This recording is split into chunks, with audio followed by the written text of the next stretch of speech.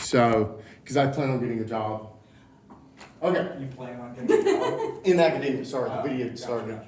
All right, so it should be roughly where it needs to be. It'll be close enough. All right, so like I said, everybody is familiar with risk tolerance.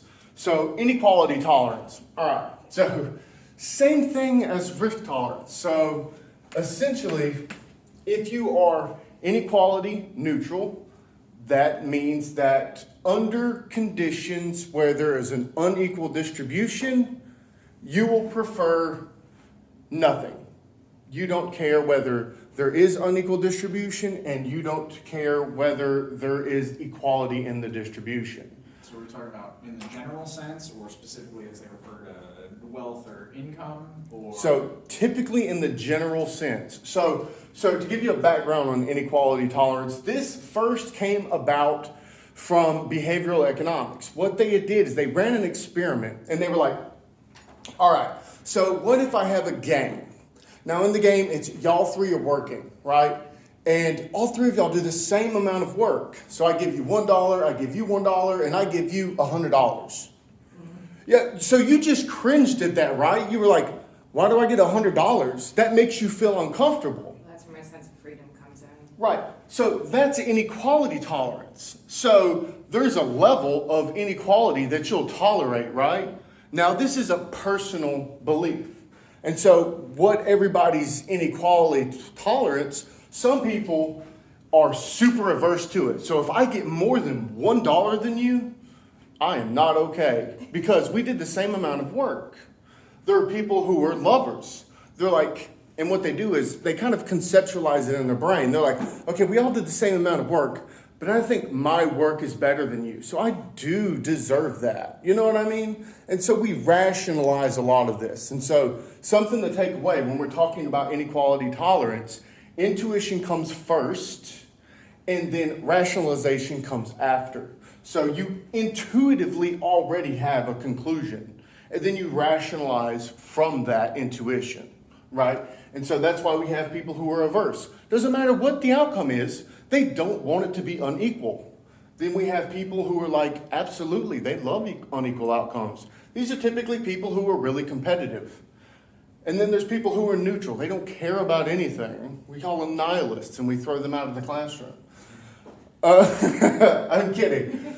But so did anybody catch where I was talking about inequality tolerance and competition? Does anybody know of anything else that might be related to an individual's want or need for competition? Like a cutthroatness. Yeah. What would be a high cutthroat person risk tolerance? Hedge fund man. Yeah. Right. So what do those people all have in common? High achieving. Right. What do you have to have for high achievement? Competence. What are you willing to do? Certain biological characteristics. Sure, you have certain biological You characteristics. have to rationalize that you deserve that Yeah. whatever. You have to rationalize all of that. Risk. If someone's really risky, they're competitive, right? Y'all called out some of the most risky jobs you could possibly imagine. Stockbroker, all of these things, right? These are people that are competitive. So we know that there is almost, now, mind you, almost a one-to-one relationship between risk tolerance and inequality tolerance. So the more risk averse you are, the more likely you are to be inequality averse. Now, let's give an intuition pump why these would be very close. All right, so let's say competition breeds what? Conflict. Someone who's really adverse to inequality and someone who's really adverse to risk, do you think they like conflict? No. Maybe not in absolute terms, but certainly more than you said of risk and Yeah, averse. folks. No. No, they don't want conflict, right? Like, why would I don't want conflict. I just want to go and do my thing. I care about this long-term growth. You know, I didn't choose a job that I had to go fight tooth and nail as a stockbroker up there railing the phone calls for 19 hours so that I could outcompete you. Or I don't know if anybody's ever seen American Psychopath. Psycho, Yeah, American Psycho, where they're handing the business cards between each other, right? Like, bruh, that's some serious risk loving, right? Because like you're going out on a limb. My card is better than yours. That's important. Go ahead. You know what? It slipped my mind. I was like so like wrapped up, but I did have a question. Okay. Yeah. So these people tend to avoid conflict, right? And we can think about this from the person I up. remember the Okay. question. Okay, I just want to know if it was like a statistical outlier, if there was a chance that like people that are risk averse and inequality averse, is there like an age like differentiator where people become comfortable with conflict, but they're still risk averse and they're still inequality diverse or inequality tolerant, averse? Yes. Hold on to that question. If you could write that question down, because I'm going to get to it, because there's another layer that I'm going to add.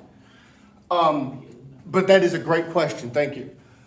So with conflict, we have this personality domain. I don't know if anybody's familiar with it, the big 5 factor. All right, so people who are risk averse and inequality averse are what's called agreeable. I don't know if anybody's ever watched Jordan Peterson. He talks a lot about the differences between people who are highly agreeable and who are disagreeable, right? If you're highly disagreeable, you're going to be a lawyer. A lawyer is someone who is high in risk loving, right? Because they're going to be taking a case. They don't know if they're going to win. Don't get me wrong, there are some conservative lawyers out there that will tell every single client to settle as soon as possible. But your top end lawyers and stuff like that, and the idea behind being a lawyer is associated very much with this risk, right? So, agreeable, you don't want conflict. So you're going to be adverse because high amounts of inequality cause conflict. Cool. Now, neutral. Why would this matter? What is neutral in economics? When we talk about... The you. Huh? The you, the error. No. Okay. So what we're typically referring to as something is either averse or a lover. Those are what? Those are people. When we talk about something being risk neutral or inequality neutral, what are those things?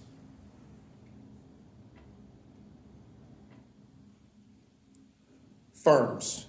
Firms are assumed in economic models to be risk neutral. Now, if we're going over here and we're thinking of inequality tolerance, can anybody think of another name for a firm from sociology or political science or anything like that, kind of getting this interdisciplinary idea going? Institution. We can call it institution, yep, or organizations. We can separate those later. But institutions and organizations and firms, right? These are neutral. So everybody understands the intuition pump behind risk tolerance of firms as neutral and then inequality as neutral, right? Because these don't really make a choice. The individuals within the organization, within the institution, or what the institution's getting back from individuals is neutral. It's taken as given. So it gets what it's supposed to feel. The same with the firms. Why are firms considered risk neutral? Something to think about. Because their objective is to maximize profit, not like, I mean, you know, they have to mitigate risk too, but, you know, they can't be like partial. Sure, absolutely. Thank you. Couldn't have said it better myself. So now you see this relationship, this important relationship between risk tolerance and inequality tolerance, right? And we've seen that it's bounded in personalities and it's bounded in the choices we make within our firms, institutions, and organizations, right? So why do I have disgust on the board? Can anybody, well, that's right. All right, so what is disgust? Disgust is an emotion. So, and I'll explain it to you like this. Remember when I said she gets $100 and she shrugged her shoulder and she gave a grimace look? It looks like you just bit into something that was gross, didn't it? I mean, it was really unfair. I mean, it was like really awkward, just the thought of it. Right, but it had the exact same central nervous reaction to something that's gross. You're like, ew. So disgust is something that exists outside of our taste buds, right? So you know if you go and pick up a cockroach and try to put it in your mouth, you're, oh God, no, you'll throw it down. And then somebody's got that one friend that you would give $5 and they would like puke on the street and eat it up. Like that guy, yeah. So it was him. But seriously, everybody has that one person in their friend group. And that person typically ends up growing up being a libertarian. If you ever look into disgust, disgust maps your political beliefs. Wow. I know, that's crazy, right? That makes sense, though. It does, right? Now that you think about it, you're like, oh, that makes sense. All right, so disgust is an emotion. Why is disgust is an emotion? Because it's pro-social behavior or antisocial behavior, depending on what? In-group.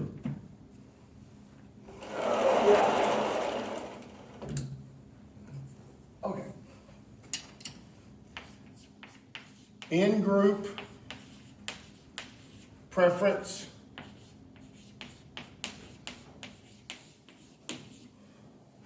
Out-group preference.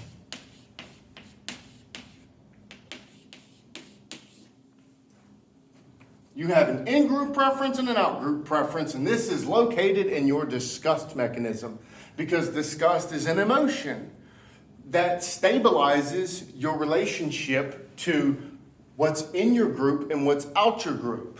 Think about this from a biological foundation, right? So you come from a tribe. So most of human evolution, right? Hundreds of thousands of years of human evolution have been tribal. Gatherer, hunter, right? Small relationships. What is the last thing you want to do under that paradigm? Is see somebody from outside your group. Not because you're fighting over resources, but because if you hang out with them, you've had thousands of years to have your own selected structure for what you're immune to, right? And then you have this outside group. They bring in a disease that they're perfectly accustomed to because they've had an evolved state to where they're normalized by it. But they bring you theirs, and it just wipes your whole damn clan out. The biggest example of this is smallpox. Those blankets, right? Yeah. Just wiped out a whole group of people. So that's what disgust is. It's the manifestation of that from the biological to the social. Is there any questions about that? Does that make sense to everyone?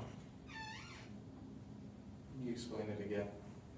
Just what you said there, how it manifests from the biological. Okay, yes. So disgust as an emotion, it manifests. So it has a physical manifestation, which is being disgusted, right? Where you don't want to eat something. You'll physically stop yourself. It has a social manifestation where we have preferences for in-groups, people like us, people that have a very similar DNA, or well, not DNA, very similar, Big Five. well, that's part of it, but very similar immune system structures. And then we don't prefer the out group, right? Because we know if we integrate with them, there's a high probability of exchanging diseases. And that may be beneficial to growing technology, but it's not beneficial to you at the individual level or as the group level, because then you may just die. And the whole goal is to survive, replicate, and move forward. So, but that kind of raises the question, why are there some people with low disgust sensitivity versus people with high disgust sensitivity? And what does this have to do with our initial structure of looking at risk tolerance and inequality tolerance. All right, so this is where we have to think of another level. And the reason why I say that is because once you get into something that goes as deep as trying to look at the way behavior comes from something that's biological, right? So that evolutionary structure of behavior. You have to understand one thing about evolutionary theory, right? So has anybody ever taken an evolutionary theory class, whether biology or anything like that? Has anyone ever read Darwin? So Darwin's beliefs fell out of favor quite some time ago. So people don't understand that. For 100 years of evolutionary theory, no one listened to Darwin. They took his initial theories and they go, okay, we agree with you that selection processes happen, but we think selection processes happen through competition. So that's what everybody's been told. Selection processes happen through competition. Does that make sense that all selection processes come through competition? I mean, I feel like I can think of one instance, but yeah, you say all. All? Yeah. No, No. I'm saying I don't think all. You don't think so? No? I mean, I can think of like a situation. Sure, you can think of a theoretical situation. Like, Russia lost a lot of like people in World War II, like just like masses of people in World War II, and lots of their men were gone. So women had to be really, competitive. To find And- range or to- Exactly, and it like made for a particular type of evolution among the people. Sure. All right, so evolution. Not one level. It's not one level. You have to have multiple levels of evolutionary processes. Because if you have competition, would we have the same structure of social reality that we do? No. You have to have two types of selection, or multi-level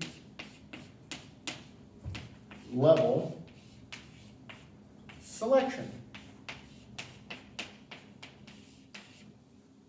So, levels, competition.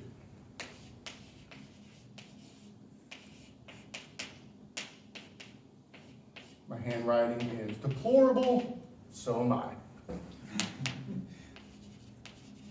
So if we have the first level is competition, but there's not a first level, so they're intertwined. So what would be the other level for selection? Cooperation.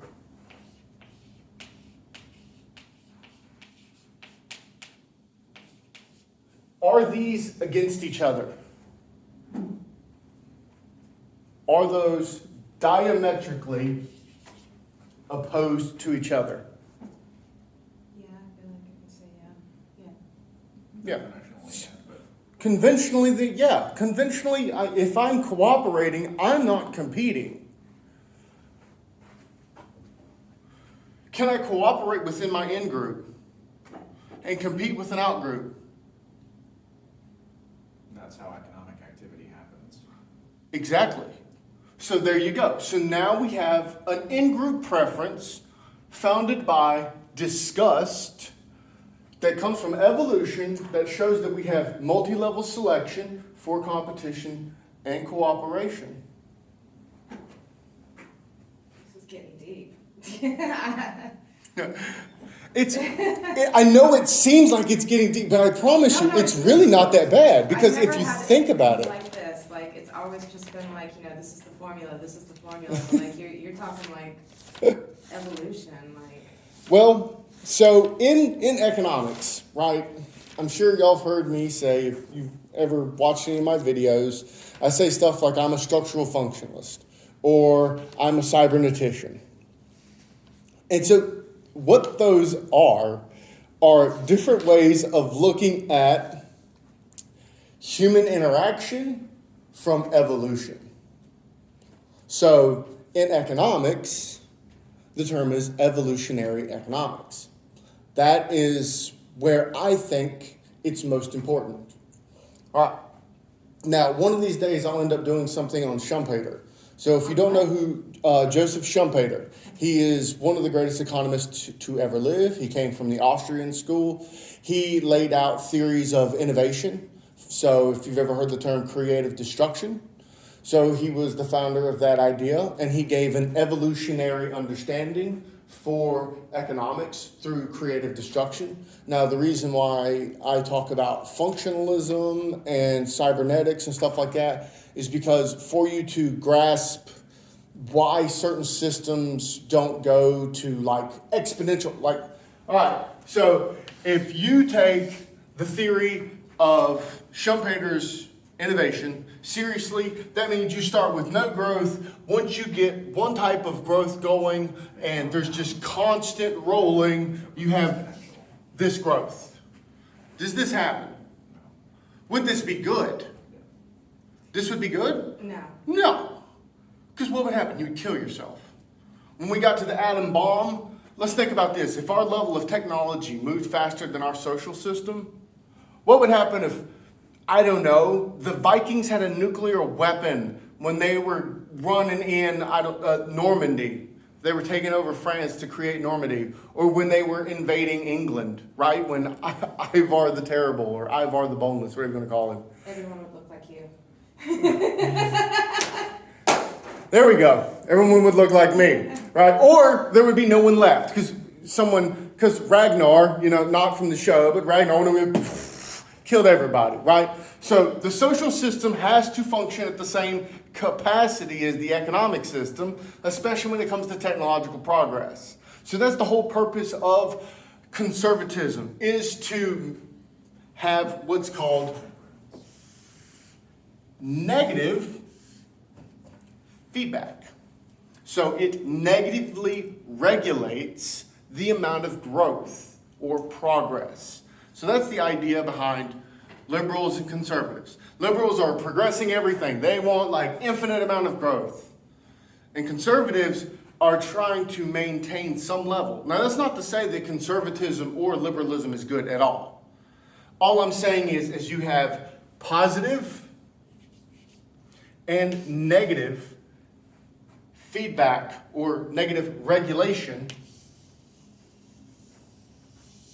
where you have some form is stronger than the other over this temporal structure where you have economic growth. And if this down pressure is too much,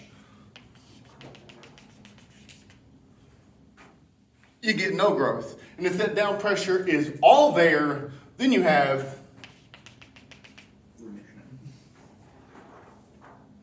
all right, so that's why I care about cybernetics in regards to economic theory and economic growth, because it gives an answer for system and component structures so that individuals can understand the regulation for emergent properties, which is what the market is an emergent property.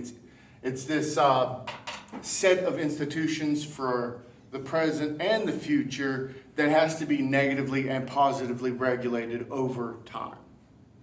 So that's the whole reasoning for cybernetics. But that's entirely outside of the point, but I figured I would give y'all a background because homeboy over here is looking at me like, why are you talking about cybernetics? It's silly. This isn't me wearing a robot suit. But seriously. Impractical Jokers. No, I haven't, but... Such a good show. Do you guys watch it? Oh, it's funny. All right. The whole academic thing goes work out for him. He can potentially be a comedian. Or an inspirational speaker, even. Oh, the only thing that's inspirational... What's your risk tolerance? The way you say knowledge. Oh, like what do you Ty Lopez. Ty Lopez? Yeah. What do you think my risk level is? High. Probably high. So what do you think how do you think I feel about inequality? That could be nuanced. Wealth inequality is not the problem. Poverty is the problem. Okay. So you said it's nuanced. So let's just think about this again. So we know that I'm a risk lover, high risk tolerance. Yeah. What would that say about my inequality tolerance? I know you said it would be nuanced, but let's just look strictly at the model. Okay, sure, yeah, then, yeah. I would probably be someone who tolerates inequality a lot more than other people because I'm willing to take more risks than other people. So again, why does this matter associated with disgust? And I've given you a background on the evolutionary aspect of disgust for in-group and out-group preferences. And the reason why I did that, I mean, this wasn't given information. So later down the line, whenever we're doing more of these, there will be information that doesn't have to be beat down. And I didn't know if I wanted to do this topic specifically because this is something that I've been working on. All right. So this matters in disgust when we have this thing right here. So this is called parasitic stress theory. Has anybody ever heard of this?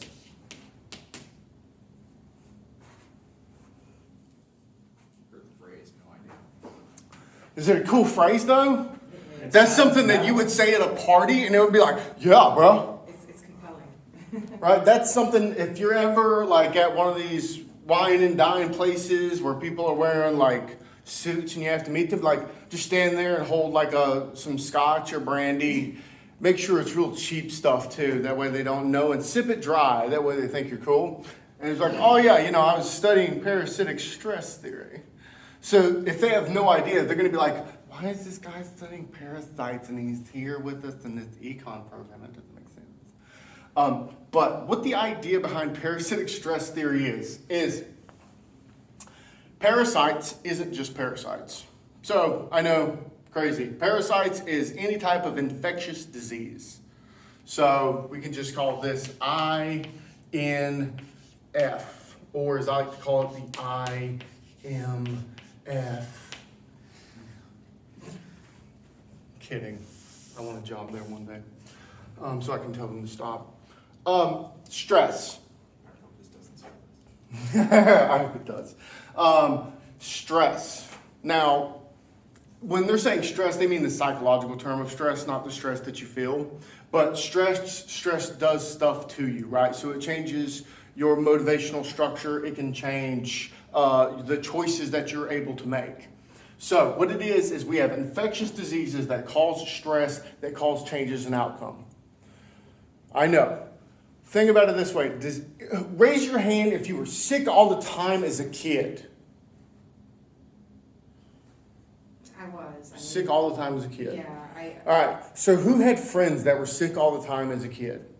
I also All know right. somebody At least one, yeah. All right. So let me ask y'all something.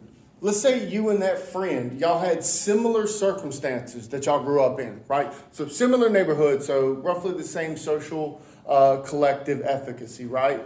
And let's say that y'all went to a similar school, so you have the same educational efficacy. And let's say that you come from mostly the same socioeconomic background, right?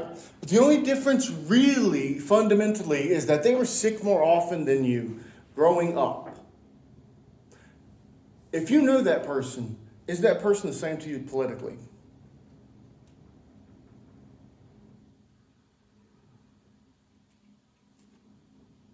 I say no. I don't think so. I don't understand the question, I'm sorry. Okay, so the idea, parasitic stress theory posits, is that those who are sick more often as kids or areas where there's high amounts of infectious diseases, there's a higher amount of conservatism. Really? Because disgust tells us what? Ooh, we're tasty. We have a higher in-group preference. So if a place has higher levels of parasitic stress, more infectious diseases, they're going to have higher levels of conservatism.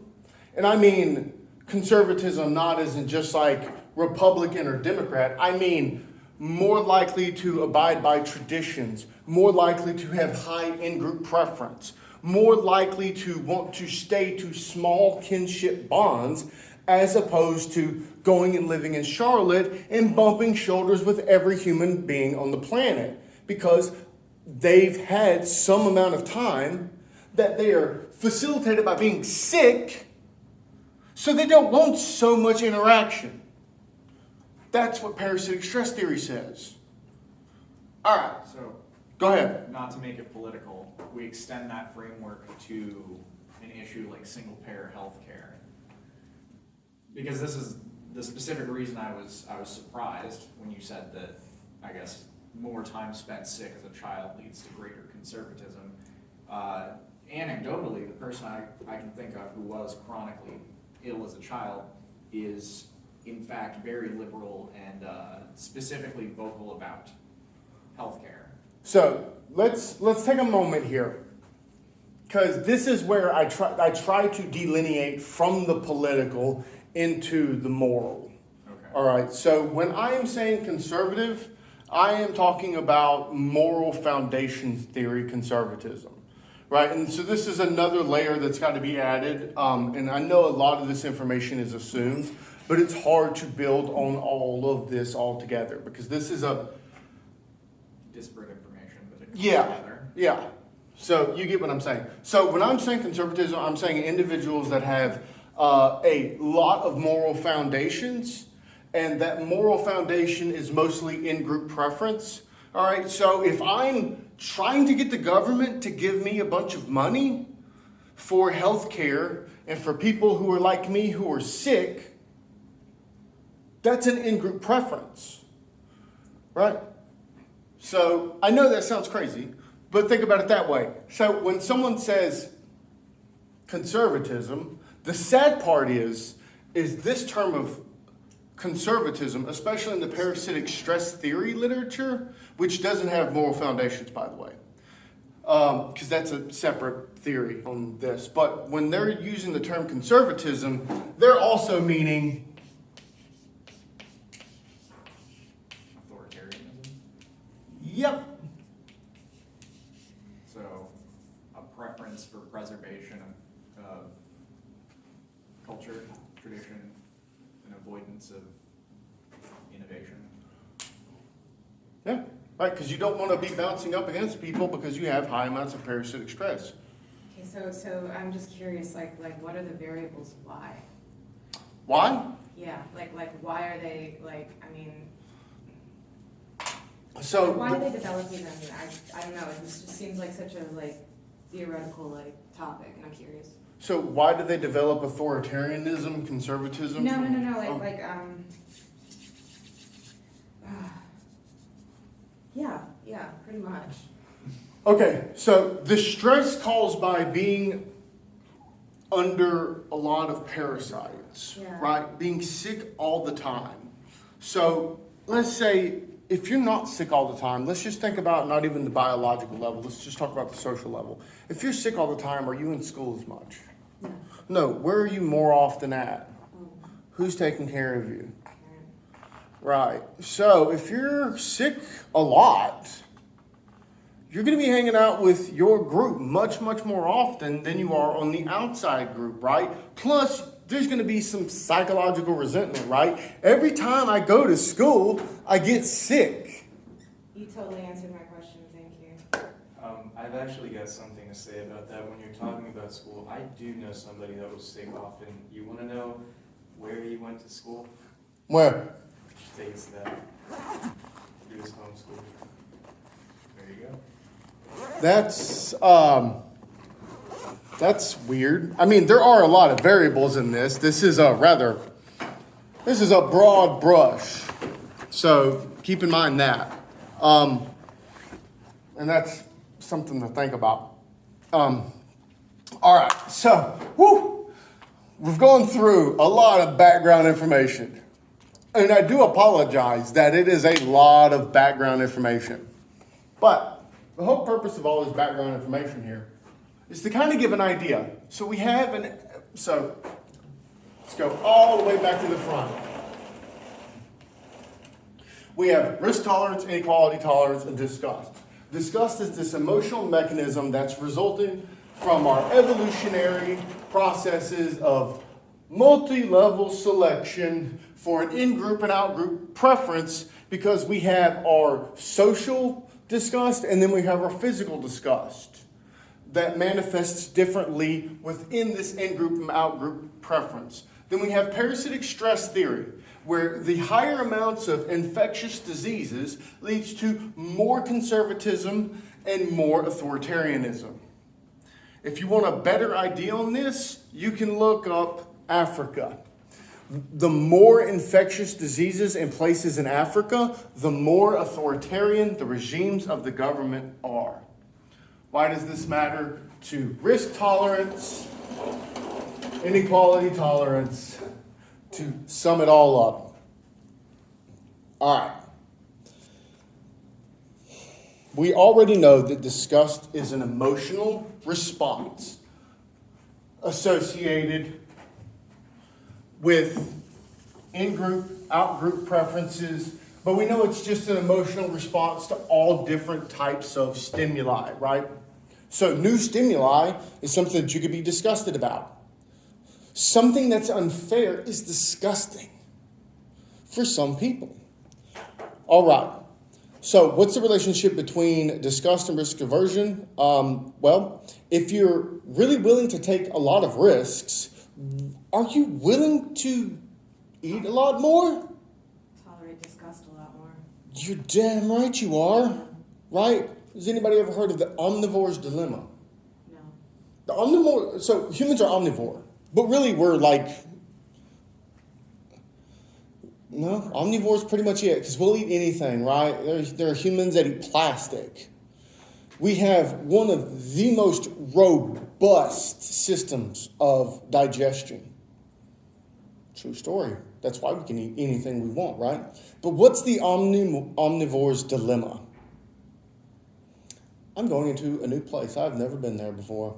I knew what I could eat and what I couldn't eat where I lived, but I have to go to a new place. I have to choose what I'm going to eat. My disgust mechanism doesn't want me to eat anything. If I don't eat anything, I will what? Die. So what does that do? It pushes up your risk tolerance. Pushes up my risk tolerance, pushes up my disgust sensitivity. There you go. It suppresses your disgust sensitivity? Yeah, well, pushes up. Oh, gotcha. Like actual, but yeah, we can say that as well. So there you go. But what does that have to do with inequality tolerance? Well, we already established that those who are willing to take risks are also more willing to take on conflict, who are also more disagreeable, who probably like inequality. They also have their own paradigm. I worked for it, therefore I get it. If I'm the person with the lower amount of disgust and I went over there where nobody would and I ate it, guess how much you're getting? None, right? Because it's mine. I had to do it. And we all know that person in our life. But going back to this, we have two levels of selection. If we have just competition, I eat it all myself and then my village dies. So I have to cooperate within my village. So it's good for me to naturally want, hold on, I'm sorry, I'm getting used to this 3-board thing. I'm used to only one. Stop it. I'm used to knowing that, in my in-group preference, I have to cooperate. But I know I took the risk, so I'm a risk lover. I know that I should get more because I risked, so I love the inequality that I receive because I have the lowest disgust tolerance.